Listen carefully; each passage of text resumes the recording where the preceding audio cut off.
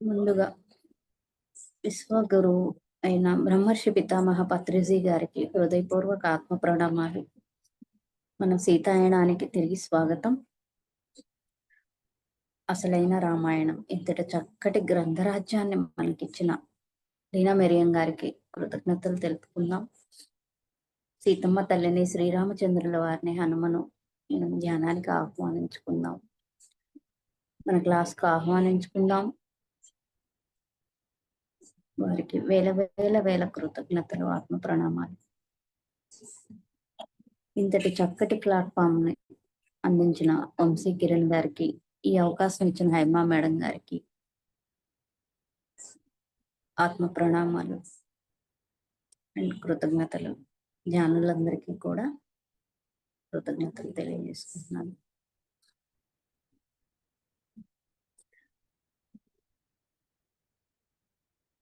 సీతమ్మ వారు ఆ వనవాస కాలంలో పిల్లలకి చక్కటి కథలు చెప్తూ ఉంటుంది.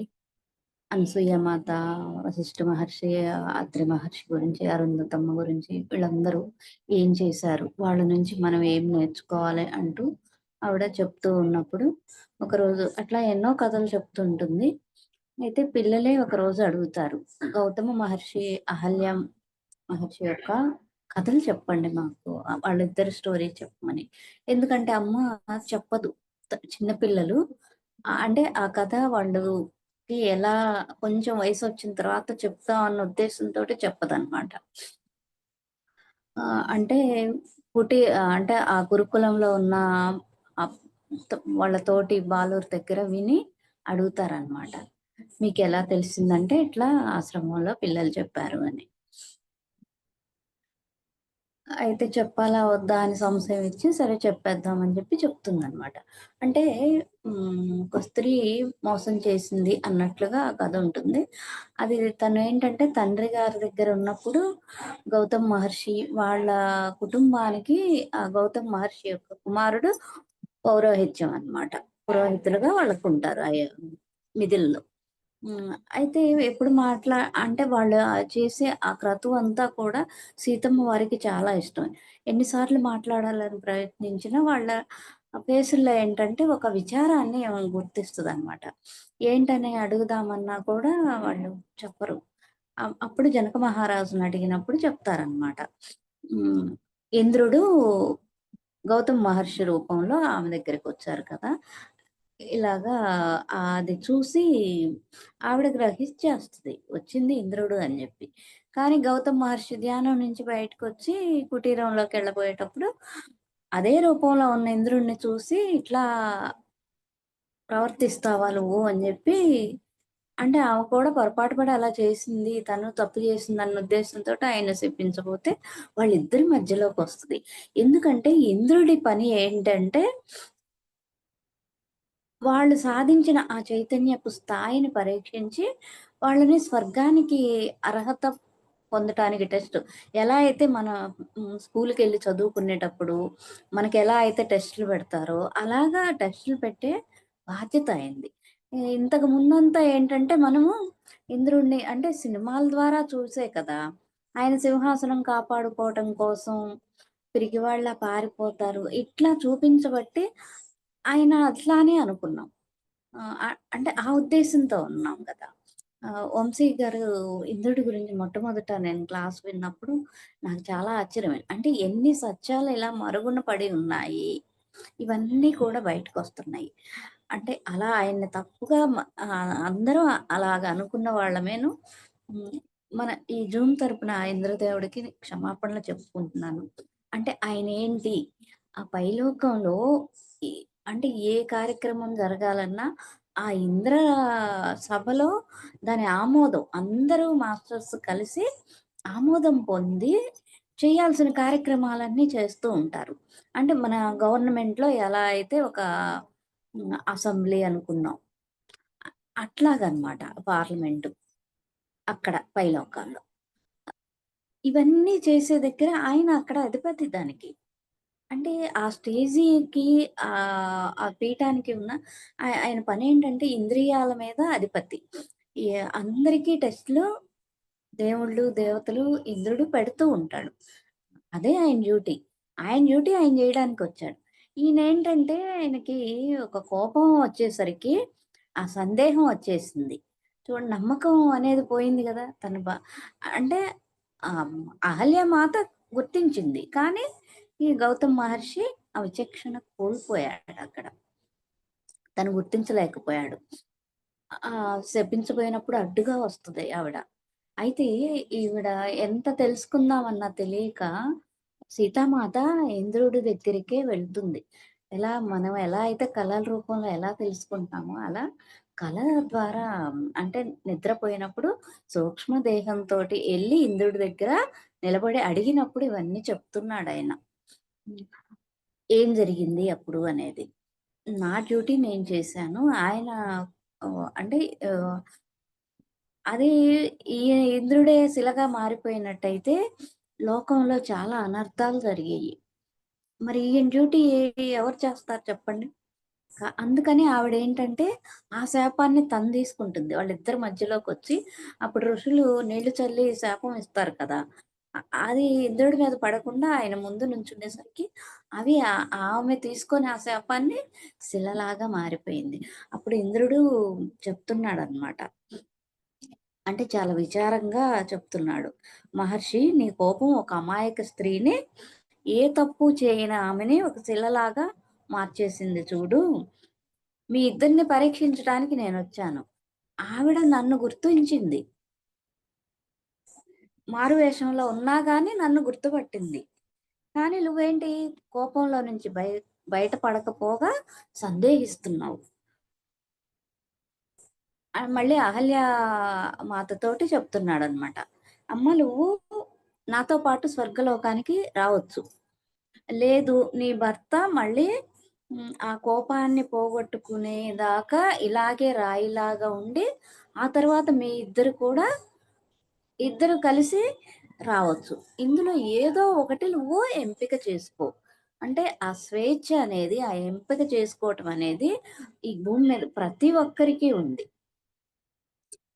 ఆహ్, అంటే ఈ ఆమేంటంటే ఒప్పుకోలేదనమాట స్వర్గానికెళ్ళడం. ఈవిడ ఎళ్ళొచ్చు. ఎందుకంటే ఈవిడ ఆ టెస్ట్‌లో పాసయింది. ఈవిడకి అర్హత వచ్చేసింది. కానీ నేను ఈ శిలగానే ఉండి ఎప్పుడైతే ఆయన ఆ కోపాన్ని పోగొట్టుకుంటాడో అప్పుడు మేమిద్దరం కలిసి వస్తాము. నేనప్పటిదాకా ఇలాగే ఉంటాను అని జెప్పి ఆవిడ సంతోషంగా తీసుకుంది. అంటే అప్పుడు సీతామాత అడుగుతుందనమాట. దీనికి పరిష్కారం ఏమి లేదా అని జెప్పి. అంటే ఇంద్రదేవుడిని బతిమాలుతుంది. హ్మ్. అంటే అంత ప్రేమమూర్తి ఆవిడ యొక్క తపస్సు యొక్క ఫలము ఆమె ఎంతో సాధించింది. కాబట్టి దీన్ని మార్చాలన్న తాపత్రయం అన్నమాట సీతామాతకి. అంటే త్వరలోనే ఒక పరిష్కారం వస్తుంది బిడ్డ అని జెప్పి ఏ ఆయన చెప్పగానే ఒక తేలికమైన హృదయంతోటి అమ్మ నిద్ర నుంచి బయటికి వచ్చేస్తదనమాట. అంటే ఈవిడ సూక్ష్మ దేహంతోటి నిద్రపోయినప్పుడు తను ఆ నైటు ఇంద్రుడి దగ్గరికెళ్ళి అడిగితే ఈ విషయాలన్నీ బయటకొచ్చాయి. చూడండి ఇప్పటిదాకా ఉన్న అపోహలు ఏవైతే ఉన్నాయో అవన్నీ ఒక్కొక్కటి మనకి తొలగిస్తున్నారు. నిశ్శబ్దంగా లవకుశులు చూస్తున్నారనమాట. ఆ మాతకల్లి. మళ్ళీ అమ్మ ఎప్పట్లాగే క్వెషన్‌లేస్తుంది. ఈ కథ నుంచి ఏం నేర్చుకున్నారు అని జెప్పి. అంటే కుశుడు వెంటనే తేరుకొని అంతటి కష్టానికి కారణం కోపం. కానీ ఎవరైనా సరే దాన్ని అధిగమించాలి. ఆ కోపం అనేది లోపల ఉండకూడదు. దాన్ని అధిగమించాలి. సార్ చెప్తారు చూడండి వంశీ గారు. కోపము ఎదుటి వాళ్ళు కోప్పడ్డప్పుడు మనకి ఆటోమేటిక్‌గా కోపమొస్తది. కానీ అట్లా కాదు. అది వాళ్ళ కోపం. మనకి అనుకున్నప్పుడే కోపం రావాలి. అంతే తప్ప చుట్టూ ఉన్న సిట్యుయేషన్‌లో వేరే ఎవరో మాట్లాడిన దాన్ని బట్టి కోపం రాకూడదు. అంటే అది ఆ కోపం అనేది మన కంట్రోల్‌లో ఉండాలి.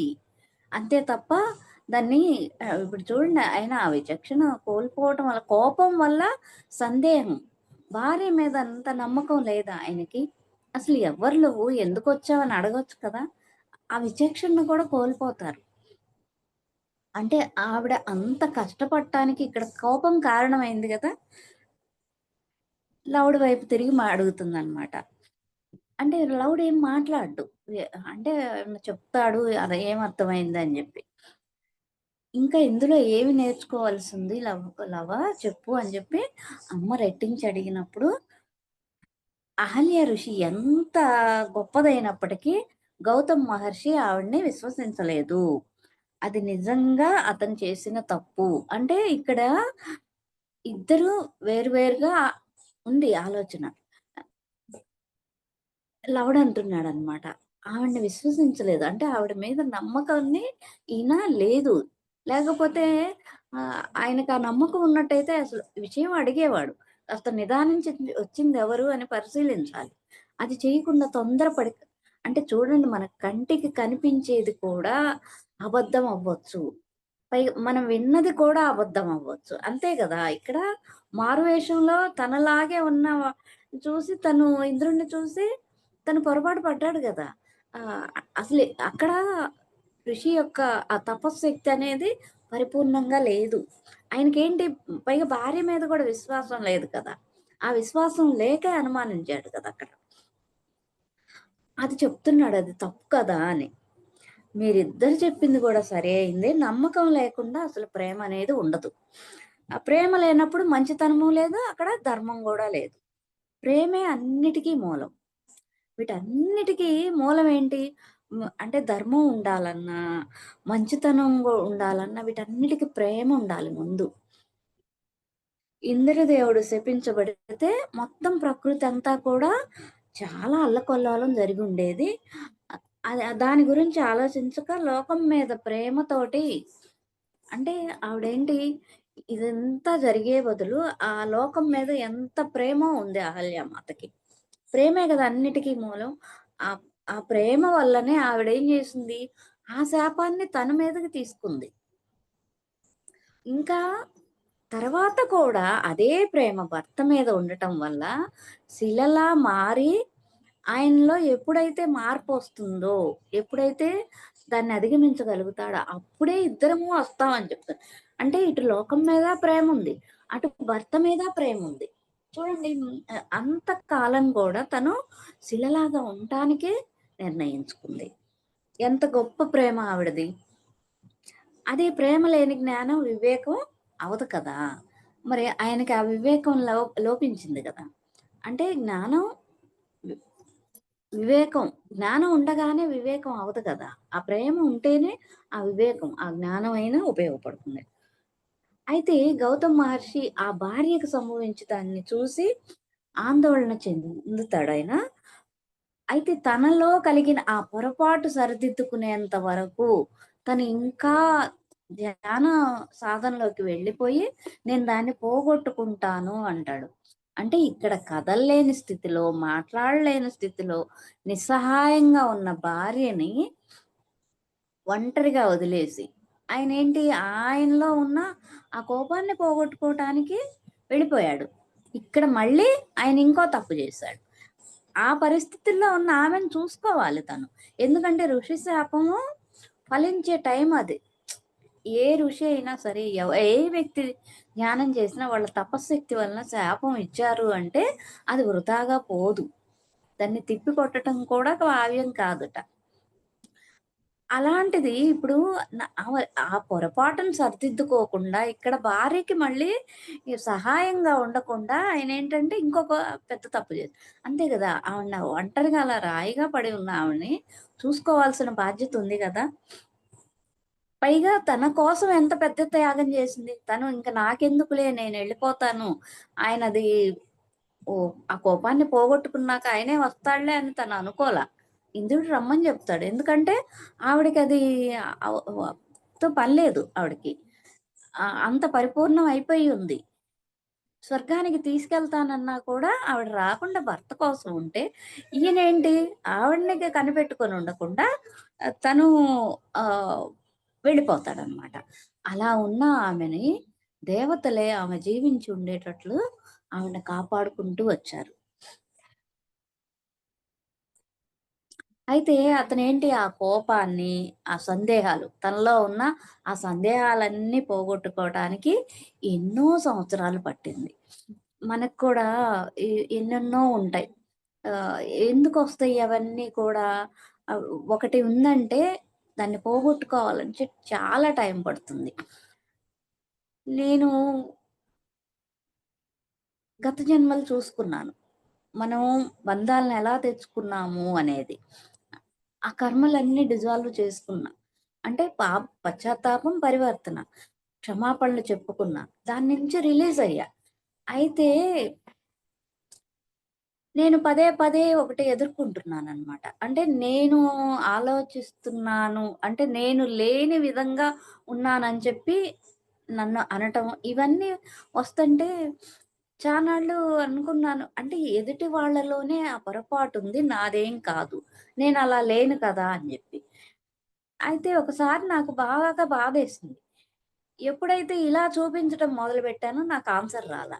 ఇక్కడ నా పొరపాటేంటని ఆ వేలు ఇటు తిప్పుకొని నా వైపు నేను నా ప్రశ్నించుకున్నప్పుడు అంటే చూడండి ఇక్కడ పశ్చాత్తాపం అంటే ఎప్పుడైతే సరెండరింగ్‌లోకెళ్తామో అప్పుడే మనకి హ్మ్, నిజాన్ని తెలుసుకునే అవకాశం వస్తది. ఎప్పుడైతే మనకి నేనేం చేయలేదు, నా వైపు ఏం తప్పు లేదు, ఎదుటి వాళ్ళ వైపే తప్పు చూపించావంటే మనకి ఆన్సర్ దొరకదు. ఎప్పుడైతే ఇలా ఉండటానికి కారణం ఏంటి? అంటే వింటున్నాం, చూసుకుంటున్నాం. నా నా వాస్తవానికి నేనే కారణం. సార్ ఎన్నో సార్లు చెప్పున్నారు. ఆ! ఆళ్ళ వైపు ఎప్పుడూ ఆలోచించం. ఎందుకంటే మనం కరెక్టే అన్న దానిలో ఉంటాం. ఎప్పుడైతే అలా అనుకున్నానో ఒకరోజు ధ్యానం చేశాను. అంటే కలలో చూపిస్తారు. అట్లా అడుగుదాము అని చెప్పి. అయితే నాకు కల్లో ఏం చూపించలేదు. నెక్స్ట్ డే నిద్ర లేవగానే నా లోపల నుంచి వచ్చేసింది ఆన్సర్.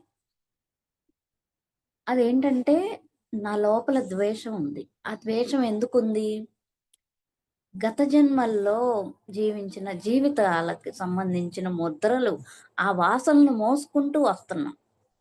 దానివల్ల ఏంటి నాకు తెలియకుండా ద్వేషం అని కూడా నాకు తెలియలేదు. అంటే నేను ద్వేషిస్తున్నా అది రిఫ్లెక్ట్ అయ్యి నాకొస్తుంది. అది నాకర్థమయ్యి అక్కడ చాలా ఆనందమయింది. ఎప్పుడైతే ఆ సత్యాన్ని తెలుసుకున్నానో, అప్పుడు లోపల ఒక శాంతి అనేది ఏర్పడింది. అది కూడా నాకర్థమైంది.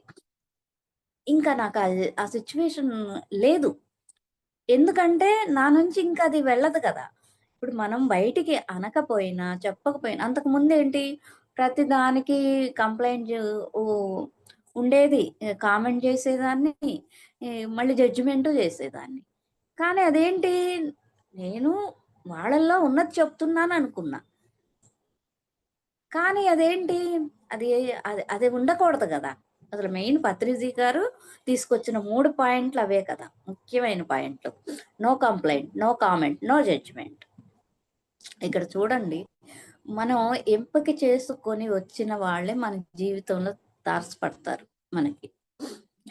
ఎప్పుడైతే ప్రశ్నించటం ఆపేస్తామో అప్పుడు ఆ ఆట సమాప్తం అయిపోతది.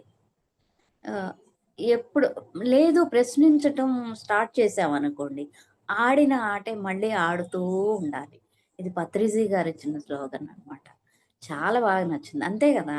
ఎదుటి వాళ్ళ వైపు మనం చూస్తూ ఉన్నంత సేపు అది మనలో నుంచి పోదు. ఎప్పుడైతే మనం తెలుసుకున్నామో ఆ క్షణంలోనే పోతుంది. దానికేం జేయాల్సిన పని గూడా లేదు. మన వైపు మనం ఎప్పుడూ నిరంతరం చెక్ చేసుకుంటూ ఉండాలి. చూడండి ఆయనకి ఎన్ని సంవత్సరాలో పడుతుంది.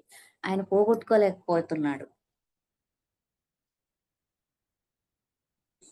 అయితే ఎక్కువగా ఋషులేంటంటే వాళ్ళు వాళ్ళ అభివృద్ధి కోసం ఎలా అయితే మనం ధ్యానం చేస్తూ ఇన్ని పోగొట్టుకుంటూ ఉన్నామో, అదే అప్పట్లో ఋషులు వాళ్ళు దీర్ఘకాలం తపస్సులు సంవత్సరాలు తపస్సు చేసి పోగొట్టుకున్నాడు.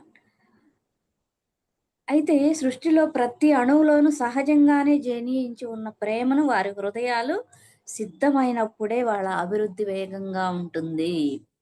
ఇది చాలా ముఖ్యమైన పాయింట్ అన్నమాట. ప్రతి అణువులోనూ సహజంగానే ఉన్న ప్రేమ ఎప్పుడైతే బయటకొస్తదో అప్పుడే అభివృద్ధి వైపు ఎళ్తాం. చూడండి ఇప్పుడు అది తెలుసుకోవటం వల్ల ఇక అది అక్కడితోటి అయిపోతుంది గదా! ఇక మనకు అడ్డుండదు. ఇవన్నీ నేర్చుకోవటం కోసం వీటన్నిటిని ఏవైతే ప్రోగు పెట్టుకుంటూ వచ్చామో, గుర్తులు పెట్టుకుంటూ వచ్చామో, వాటన్నిటిని మనం వదిలించుకోవటం కోసమే వచ్చాం. ఇప్పుడు ఇక్కడుండి ఇట్లా చేస్తున్నామంటే మనం ఆ పనులన్నీ మనకు జరుగుతున్నాయి. దీనికి సింపుల్ ఏం లేదు. పత్రిక గారు కళ్ళు మూసుకు కూర్చోండి అన్నారు. ఎందుకు ఏమి చూడం, ఏమి మాట్లాడం. మన ఎనర్జీ పోదు. మనం ఎప్పుడైతే లోపల రమణ మహర్షి చెప్తారు గదా! నీవెవరు? అదెలా తెలుసుకోవాలి? నీ లోపలికెళ్ళు అంటారు.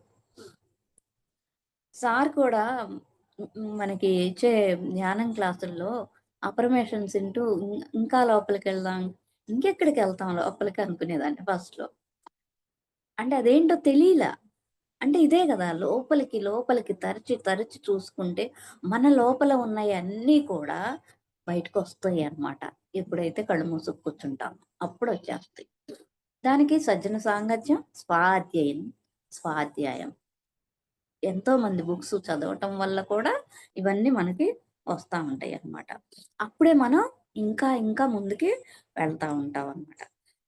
అయితే ఇట్లా సంవత్సరాల తరబడి తపస్సు చేయటం మంచిది కాదని, అవసరం లేదని ఇక్కడ నేను చెప్పటం లేదు. కానీ నీ హృదయం ప్రేమకు సిద్ధంగా లేకపోతే దాని వల్ల ప్రయోజనం లేదు.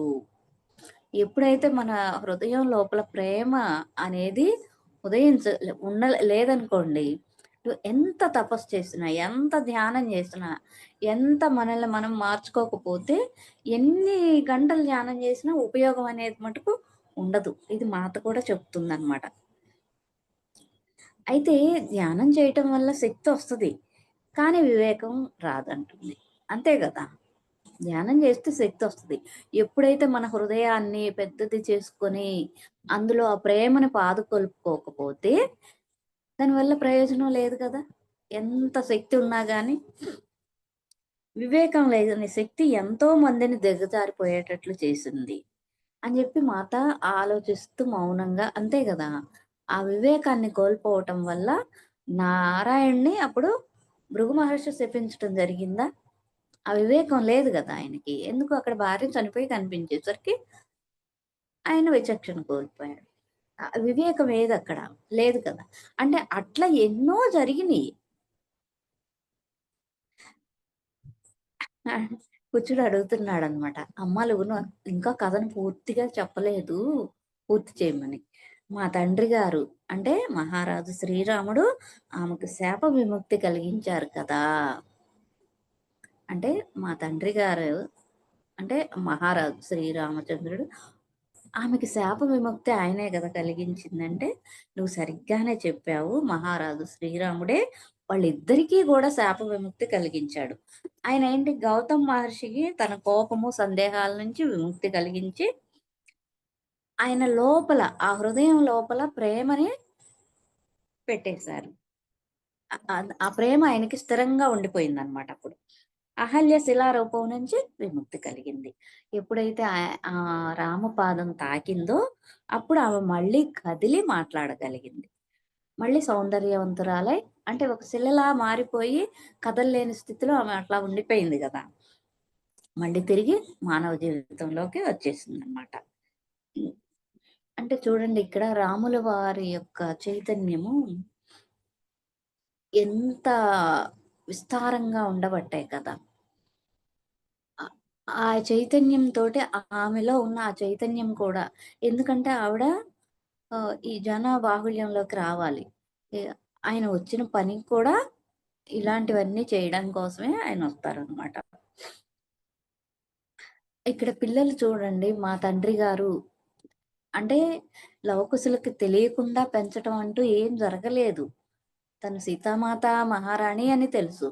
రాముల వారు మహారాజు శ్రీరాముడే తండ్రి అని తెలుసు. అందుకే అడిగారు కదా అక్కడ పిల్లలు మా తండ్రి గారు శ్రీరాముడు అని జెప్పి. అయితే రాత్రి పూట తర్వాతేమో సోమ పిల్లలిద్దరిని పడుకోబెట్టేస్తది అమ్మ కథ ఆ కథ పూర్తయిపోగానే. ఆమె బయటకొచ్చి కూర్చొని ఎటో చూస్తూ ఉన్నప్పుడు సోమ ఆమె రోజు తాగే పానీయం తీసుకొచ్చిచ్చి ఆమె పక్కనే కూర్చుందండి. అయితే సోమ చెప్తుంది అంత ఋషి అహల్యమాత అంత అవమానం ఎందుకు పొందవలసొచ్చిందా అని నేను చాలా ఆశ్చర్యపోతూ ఉండేదాన్ని. కానీ ఆమె భర్త మీద ప్రేమ కోసము అంత పరీక్ష కోసం నిలబడింది. ఇది అంటే ఆయనేంటి దానివల్ల ఆ కోపాన్ని, అపనమ్మకాన్ని జయించాడు. స్వర్గలోకంలోనే ఇద్దరం కలిసి అడుగు పెడతామని భావించటం వల్ల అని జెప్పి నాకు తెలియలేదు. అంటే ఇప్పుడు మీరు చెప్పిన దాన్ని బట్టి నేను గ్రహించుకున్నాను అంటుంది. అయితే మాత అంటుంది, "ఈ లోకం ఆమె తప్పు చేసిందని ఈనాటికి అంటుంది, నిందలేస్తుంది. కానీ ఆమె చాలా గొప్ప త్యాగం జేసింది. ఆ త్యాగం గురించి ఎవరికీ తెలీదు." ఆమెకు కలిగిన ఇబ్బంది ఆ మహర్షి గనక హ్మ్. అగాఢ ధ్యాన సాధనలు చేసినా కూడా ఆయనకి హృదయంలో రాలేదు స్పందన. ఎప్పుడైతే రాముడు అహల్యామాతను విడుదల చేశాడో, విముక్తి కలిగించాడో, అప్పుడు గౌతమ మహర్షిలో అవన్నీ కూడా దాని నుంచి ఆ కోపము, ఆ సందేహాలు ఆయనలో వెళ్ళిపోయాయి. ఎప్పుడైతే అయితే చూడండి ఇక్కడ ఇందాక నేను చెప్పాను గదా! నాకెప్పుడూ ఒక ఎదురవుతూ ఉంది. దీనికి కారణం ఎదుటి వాళ్ళు అనుకున్నంత సేపు సమాధానం ఉంది. ఎప్పుడైతే నేను ప్రశ్నించుకున్నానో అది నా లోపలుంది. ఆ ద్వేషం ఉండటం వల్లే నేను ఎదుర్కొంటున్నా. అది తిరిగి నాకొస్తుంది రిఫ్లెక్ట్ అయ్యి. అదెప్పుడైతే తెలుసుకున్నానో అవతల వ్యక్తి నుంచి కూడా మనకి అది ఆగిపోతుంది. ఎందుకంటే ఇటు నుంచి వెళ్ళట్లేదు గదా! సత్యం తెలిసింది గదా! ఇక ద్వేషం అనేది అది ఎంతో కాలంగా ఉంటూ వచ్చింది. అది ద్వేషం అని కూడా తెలియని స్థితిలో ఉండిపోయాను. ఇప్పుడేమైంది ఆ పరీక్ష అనేది నాకు రాదు. అలాగే ఇక్కడ ఎప్పుడైతే అహల్యామాత విముక్తి అయిందో ఆయనకు కూడా విముక్తి వచ్చేసింది. అప్పటిదాకా ఆయనకి రాలేదు. ఆయన దాని నుంచి బయటికి పడలేకపోయాడు.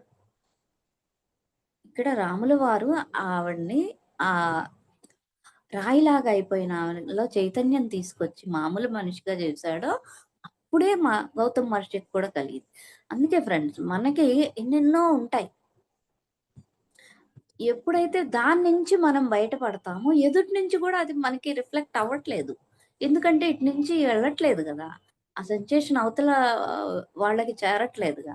ఎవరి మీదో కోపం వస్తుంది. ఎందుకొస్తుంది కోపం తెలుసుకొని మూలంలోకెళ్ళి దాన్ని సరిజేసుకున్నప్పుడు, ఈ కోపం అటెళ్ళట్లా ఇక్కడ ఆగిపోయింది. ఇంక అవతల నుంచి మనం ఎదుర్కోవాల్సిన పని లేదు. ఇది చాలా సూక్ష్మమైన సత్యం అన్నమాట. దాన్ని ఎప్పుడైతే అది జరిగిందో గౌతమ్ మహర్షి కూడా అన్నాళ్ళ తపస్సాధనలో గూడా ఆయన సాధించలేనిది అప్పుడు ఆ విముక్తి రాముల వారు కలిగించిన విముక్తి వల్ల ఇద్దరూ విముక్తయ్యారనమాట. అయితే సోమ అంటుంది, "నేను ఈ కథ ఎప్పుడు వినలేదు. అంటే నువ్వు" అంటే సోమ తర్వాత కథ వచ్చేది. మిథిలకు. మిథిలకు నువ్వు రాకముందు జరిగిందిది అని జెప్పి చెప్తుందనమాట. అయితే మాత అప్పుడు జనక మహారాజు కుమార్తెగా వచ్చిన తర్వాత అడవిలో కూర్చొని ధ్యానం చేస్తూ, చేస్తూ ఆవిడ వెళ్ళిపోతది ఆవిడ లోకానికి. 2 రోజులు ఎంత కష్టపడ్డా జనక మహారాజు, ఎంతో ధ్యానం చేసి ఆవిడని మళ్ళీ ఆవిడని భూమి మీదకి తీసుకురావటానికే ఆయన ఎంతో శ్రమ పడతాడు. ఎంతో ధ్యానం చేస్తాడు. ఎన్నెన్నో క్రతువులు చేస్తారు. ఎందుకంటే రాబోయే సంక్షోభాలని అన్నిటిని నివారించగలిగింది ఆవిడ. ఆవిడ భూమి మీదకి రావాలి నారాయణి. అందుకోసం ఈయన ఎంతో తపస్సు చేస్తాడు. ఎంతోమంది ఋషుల్ని పిలుచుకొచ్చి చేస్తాడు. అయినా అవ్వక భూమాతను వేడుకుంటాడు.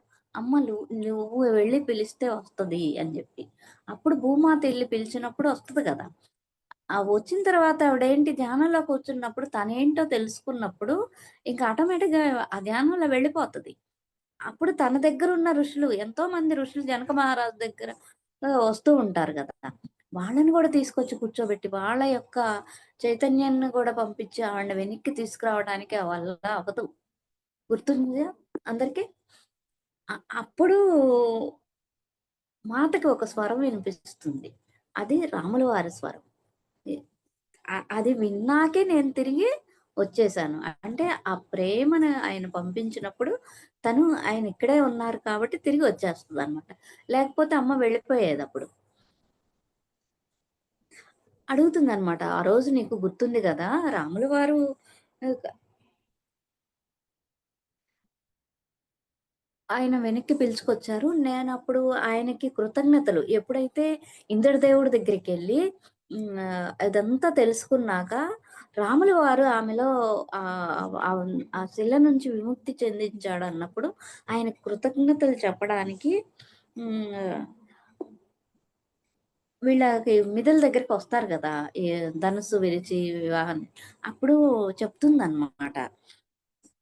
కృతజ్ఞతలు చెప్పటానికెళ్ళినప్పుడు రాములు వారేమంటున్నారంటే ఆహ్, అయితే సోమకి చాలా క ఉద్వేగం ఉంటుందనమాట. ఏం చెప్పారు? ఏం చెప్పారు? అని అడిగినప్పుడు హ్మ్. ఆమె ఇబ్బంది చూసినప్పుడు పొరపాటో, అమాయకత్వమో ఏ ఏ ఆలోచన ఆయనకి లేదు. ఇక్కడ తీర్పు చెప్పే ఊసు కూడా ఆయనకి లేదు. ఆ శిల రూపంలో బందీ అయ్యున్న ఆమె యొక్క గొప్ప ప్రేమను మాత్రమే రాములు వారు చూసారు. ఆ ప్రేమను విడుదల చేస్తే తిరిగి ప్రపంచానికి విస్తరిస్తుంది. వచ్చేస్తది. అందుకే భూమి మీదకి వచ్చాడు సోమ. ఆయనెందుకొచ్చాడు అంటే అది ఆయన చేసే పని. ఆయన ఉనికే అది. అంటే ప్రేమని వెదజల్లటం. అంటే అందరి హృదయాల్లో మూసుకుపోయి ఉన్న ఆ ప్రేమని వెలికి తీయటమే ఆయన పని. ఇక్కడ ఆమె పొరపాటు చేసిందా? లేకపోతే సందేహం ఉందా? లేదా ఇది ఇట్లా కాదు అని తీర్పు చెప్పటం ఇవి ఆలోచనలేమి ఆయనకి లేవు. ఆ శిలలో నుంచి ఆవిడని బయటికి తీసుకురాగలిగితే ఆమెలో ఉన్న ఆ ప్రేమేంటి ప్రపంచానికి మొత్తానికి అందుతుంది. దానివల్ల ఎంతో మానవాళికి మేలు జరుగుతుంది. ఇదే ఆయన చేసే పని. అందుకే ఆయనొచ్చారు. ఆ ఉనికి అనేది ఆయన అంటే ఏంటి అనేది అది అని జెప్పి చెప్తుందనమాట. అప్పుడు సోమ అడుగుతుంది, "కానీ స్త్రీలు ఎందుకు ఇబ్బంది పడాలి మాత?"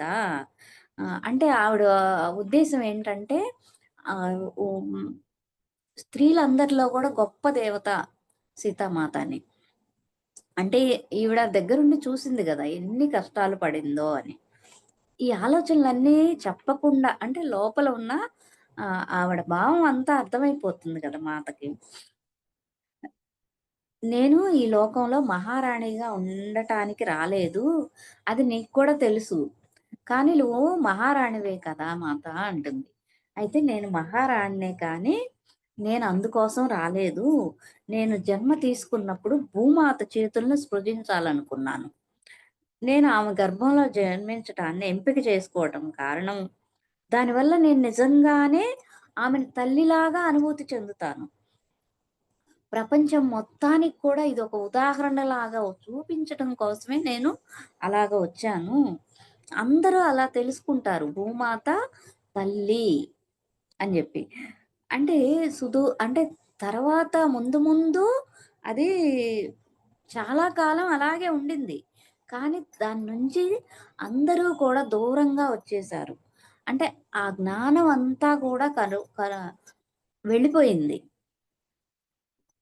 అని జెప్పి ఆవిడ చెప్తుందనమాట. అంటే భూమాత భూమాత గర్భాన జన్మిస్తే మరి తల్లి అవుతుంది కదా! మొట్టమొదటగా సీతామాతను ఆవిడ హత్తుకుంటుంది. అంటే తల్లిలాగా అనుభూతి చెందటం కోసం భూమాతకు నుంచి జన్మిస్తదనమాట. అయితే ఇదంతా కూడా అందరూ అలాగా ఆచరించాలి. అలా చూడాలి భూమిని అని జెప్పి. అంత ప్రేమగా ఉండాలి అనేది.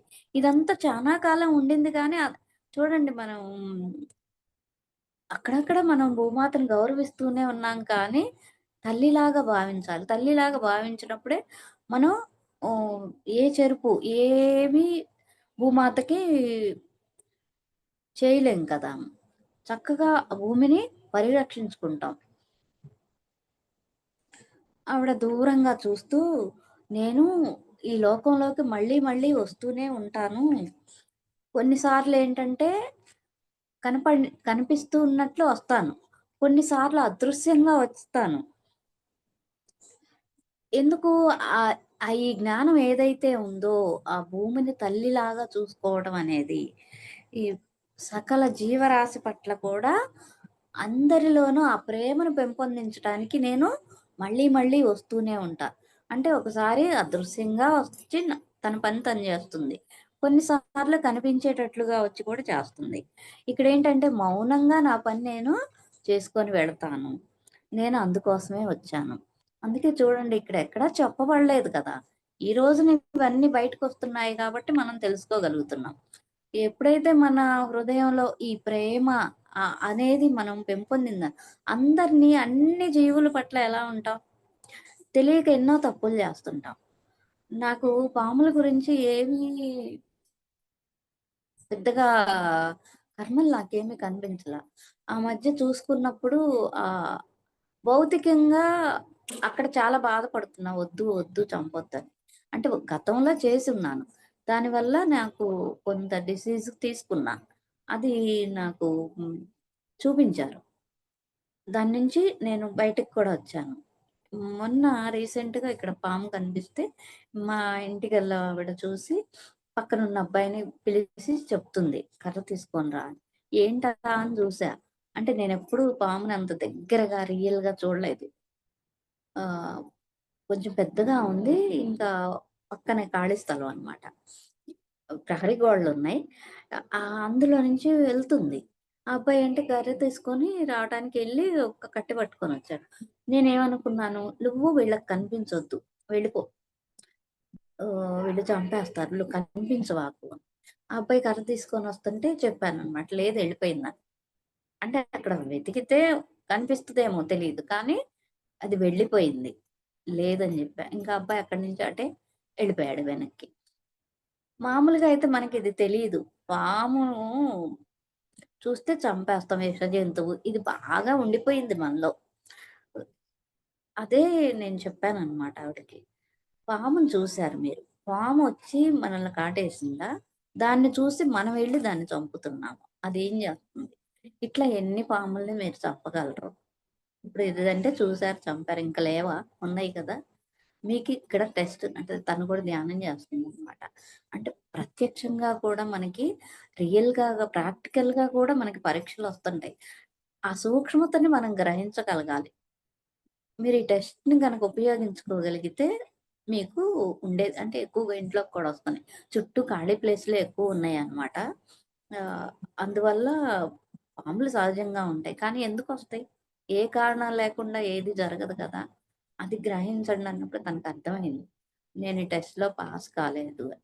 ఆ అబ్బాయిని పిలవకుండా దాన్ని చంపమనకుండా చూసి అది పక్కన ఎక్కడో ఉంది.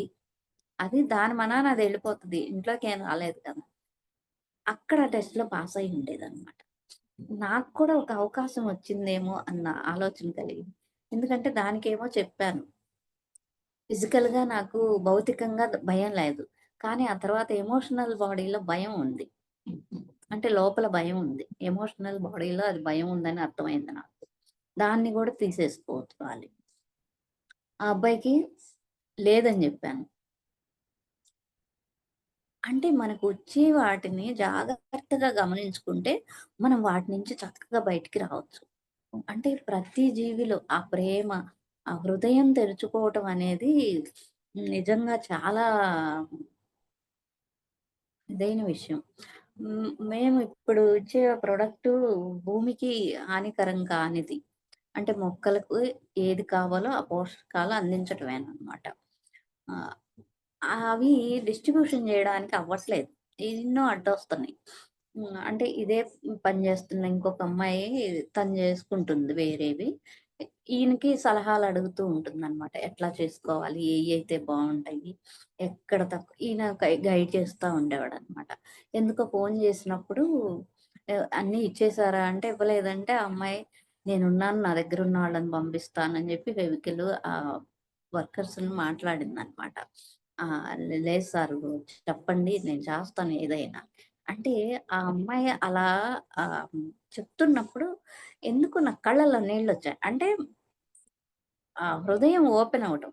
ఆహ్, ఏ ఏమి అర్థం కావట్ల. అవి డిస్ట్రిబ్యూషన్ జేయడానికి అవ్వట్లేదనమాట. కుదరటం లేదు. బండి కుదిరితే మనుషులు కుదరటంలా, మనుషులు కుదిరితే బండి దొరకట్లా. అవి చేయాలి కదా! ఎవరియి వాళ్ళకి. అట్లా అనమాట. అంటే ఆ అమ్మాయి ఒక మాట యాహ్! కరెక్ట్‌గానే తన దగ్గర ఉన్న వాళ్ళని పంపించి చేసిందనమాట. అంటే ఆ హృదయంలో ఆ ప్రేమ ఉన్నప్పుడు మనం ఏందంటే ఏదో అంటే మేము జేస్తున్నాంగా, తను జేస్తుంది ఇట్లా ఉంటది. కానీ తను ఆ మాట చెప్తున్నప్పుడు అది హృదయానికి టచ్ అయిందనమాట. అంటే నేనున్నాను గదా! సార్ నేను చేస్తాను. నాకు జెప్పండి నేను గూడా ఇచ్చొస్తానంటుంది. ఆ ఆ కృతజ్ఞత అనేది, ఆ ప్రేమ అనేది నాకక్కడ అర్థమైందనమాట. చాలా మంచిగా అనిపించింది. ఎప్పుడైతే మనం ధర్మంలో ఉంటామో, మనకి ధర్మం చక్కగా తోడ్పడుతుందండి. ఇందులో డెఫినిట్‌గా ఎలాంటి డౌటు లేదు. ఉంటాయి.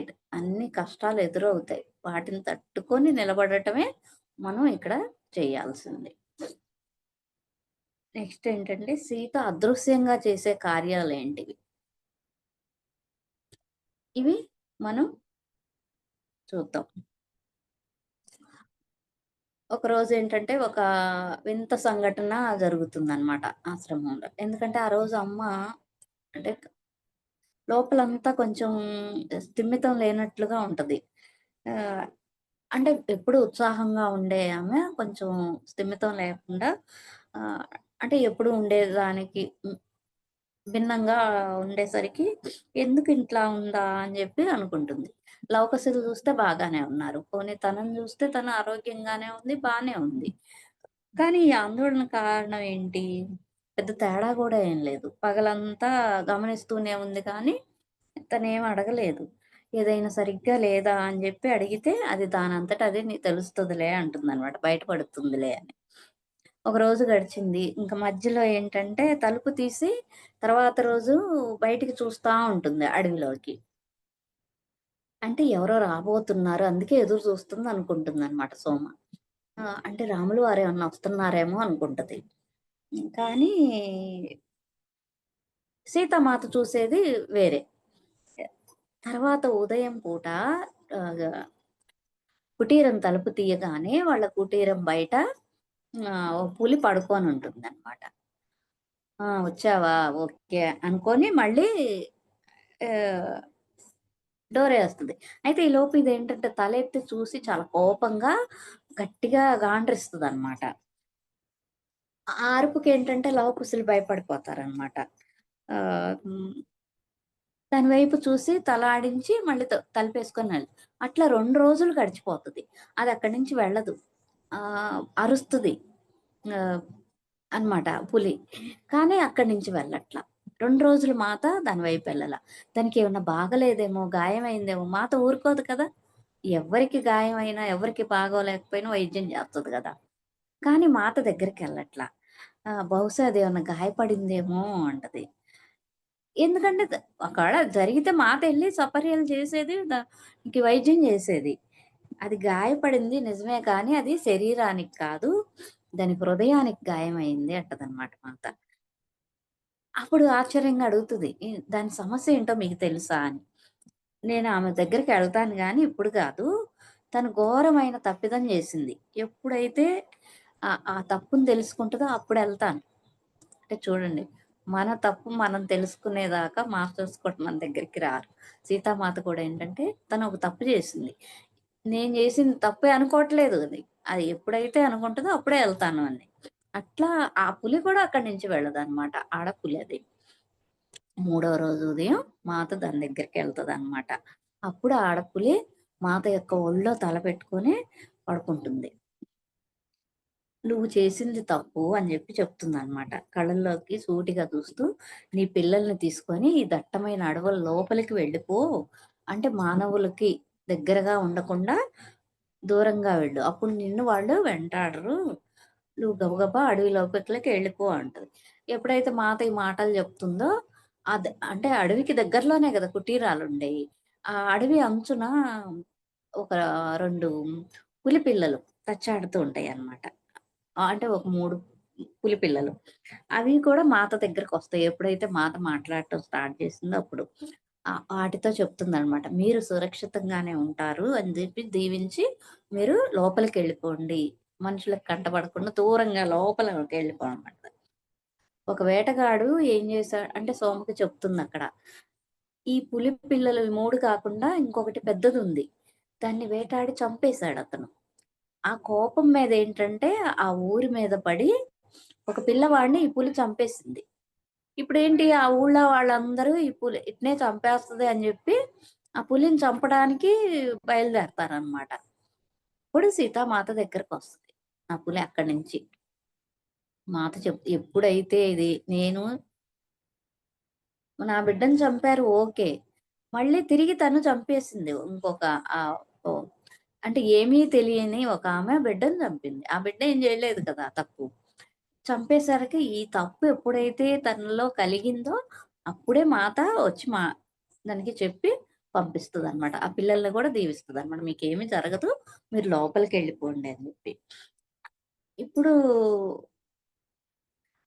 ఆ బిడ్డను పోగొట్టుకున్న తల్లి ఎంత బాధపడతారు వాళ్ళు ఆ తల్లిదండ్రులు. నేను వాళ్ళని చూడాలి.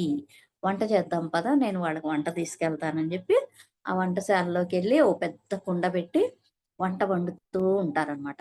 వండుకుంటూ మధ్యలో ఏంటంటే నాతో పాటు హనుమ కూడా ఉండాలి. హనుమారథం. హనుమారథం అంటే ఈవిడ వంట చేస్తున్నంత సేపు మధ్యాహ్నం దాకా వండుతూనే ఉంటారు ఆహారం. సోమాను, సీతామాత. ఈ మధ్యలో తను అంటూనే ఉందనమాట. హనుమారథం, హనుమారథం అని చెప్పి. మధ్యాహ్నానికల్లా ఆహ్, హనుమ ఏమీ తెలియని వాడిలాగా వచ్చి హ్మ్. ఆహ్, రథం తీసుకొనొచ్చేస్తాడు హనుమ. ఇంకప్పుడు అంటుంది, హమ్మయ్య! నువ్వొచ్చేసావా? నేను దుస్తులు మార్చుకొనొస్తాను అని జెప్పి అంటుందనమాట. Okay masters. ఇంకా ఆ తర్వాత వచ్చే వారం మనం మిగతా కథ చెప్పుకుందాము. ఇలా ఎన్నో తెలియని విషయాలు ఈరోజు తెలుసుకుంటున్నాము అంటే, పత్రిజీ గారి ఆశీస్సులతోటి, అడీనా మెరీన్ గారి యొక్క ఆ జ్ఞానం వెలికి వచ్చినందుకు, ఈ సద్గురుస్ మూవ్‌మెంట్‌కి ఇంత చక్కటి ప్లాట్‌ఫార్మ్ మనకిచ్చిన వంశీ గారికి, ఈ అవకాశం ఇచ్చిన హైమా మేడం గారికి వేల వేల కృతజ్ఞతలు. ఇంతవరకు శ్రద్ధగా ఉన్న మీ అందరికీ కూడా కృతజ్ఞతలు. Thank you masters. Thank you.